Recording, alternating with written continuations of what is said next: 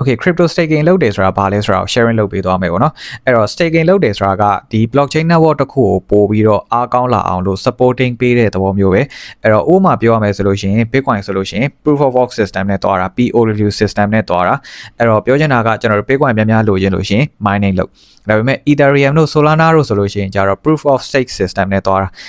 POS system နဲ့တွားတာပေါ့နော်ပြောချင်တာက Ethereum ကိုများများလိုချင် staking လုပ် Solana များများလိုချင် staking လုပ်အဲ့လိုမျိုးသဘောမျိုးပေါ့နော်အဲ့တော့ crypto တွေကိုကျွန်တော်တို့ကဘာဖြစ်လို့ staking လုပ်ပေးဖို့လိုတာလဲဆိုတော့ Bitcoin ဆိုလို့ရှိရင်များများလိုချင် mining လုပ်ဒါပေမဲ့ mining လုပ်ဖို့အတွက်ဆိုလို့ရှိရင်စွမ်းအင်တွေ energy တွေကျွန်တော်တို့အများကြီးကုန်တယ်ဒါပေမဲ့ Ethereum တို့ Solana တို့ဆိုလို့ရှိရင်ကျတော့ဒါ POS system staking system နဲ့တွားတာဆိုတော့ဒီ crypto တွေကိုပို့ပြီးတော့လိုချင်လို့ရှိရင် staking လုပ်ရုံနဲ့ရတယ်ပေါ့နော်အဲ့တော့ကျွန်တော်တို့ user တွေအနေနဲ့ပေါ့နော် staking လုပ်တဲ့ amount တွေပို့ပြီးတော့များလာလို့ရှိရင်ဒီ blockchain တစ်ခုကို hacker တွေရဲ့ အနေကနေကျွန်တော်တို့ short ချပေးနိုင်တယ်အဲ့ဒါပြီးလို့ရှိရင် crypto အသစ်တွေပေါ့နော် token အသစ်တွေပေါ်လာဖို့အတွက်ကိုလည်းကျွန်တော်တို့ supporting ပေးရာရောက်တယ်အဲ့ဒါပြီးတော့ကိုက amount တစ်ခု invest လုပ်ပြီးတော့မှ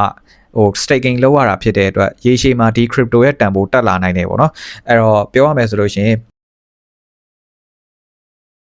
staking ဒါမရှိခဲ့ဘူးဆိုလို့ရှိရင် POS system နဲ့ရပ်တည်နေတဲ့ crypto တွေလည်းရှိမှာမဟုတ်ဘူးပေါ့နော်အဲ့တော့ staking လုပ်လို့ရှိရင်ကိုယ့်အတွက်ဘာတွေအကျိုးများရနိုင်လဲဆိုတော့ staking လုပ်တယ်ဆိုတာကဒီ blockchain တစ်ခုကိုက supporting ပေးတဲ့သဘောမျိုးတက်ရောက်တာဆိုတော့ဒီ staking လုပ်ထားတဲ့လူတွေကို crypto reward တွေပြန်ပြီးတော့ပေးတယ်ပေါ့နော်အဲ့လိုမျိုးပြန်ပြီးတော့ပေးတဲ့ crypto reward တွေထဲမှာဆိုလို့ရှိရင်လည်းကျွန်တော်တို့တခါလေကြာလို့ရှိရင် token လေးတွေပါလေးရှိတယ်အဲ့တော့ပြောချင်တာတချို့ token distribution system တွေကအဲ့လိုမျိုး staking နဲ့တွားတာပေါ့နော်အဲ့တော့ပြောရမယ်ဆိုလို့ရှိရင်ကျွန်တော်တို့ staking လုပ်ရင်းနဲ့တစ်ဖက်တစ်လမ်းကနေ passive income ရှာသွားလို့ရတယ်အဲ့ဒါပြီးလို့ရှိရင်ကျွန်တော်အရှိရပြောခဲ့သလိုပဲ staking လုပ်လို့ရှိရင်ဒီ crypto ကိုကပို့ပြီးတော့ယုံကြည်တဲ့သဘောမျိုးတက်ရောက်တာ commitment ပေးတဲ့သဘောမျိုးတက်ရောက်တာဆိုတော့ရေရှည်မှာဒီ crypto ရဲ့တန်ဖိုးသာတက်လာခဲ့မယ်ဆိုလို့ရှိရင်ကိုလည်း profit ပြန်ပြီးတော့ရနိုင်တယ်ပေါ့နော်အဲ့တော့ဒီ video ကကြတော့ staking အကြောင်းကိုကျွန်တော်သိသလောက်အပေါ်ရန်ပြန်ပြီးတော့ sharing လုပ်ပေးတာပေါ့နော်အဲ့တော့နောက်နေ့ကြလို့ရှိရင်ကျွန်တော် Binance မှာ staking ဘယ်လိုမျိုးလုပ်ရမလဲဆိုတာကို sharing လုပ်ပေးသွားမယ်ပေါ့နော်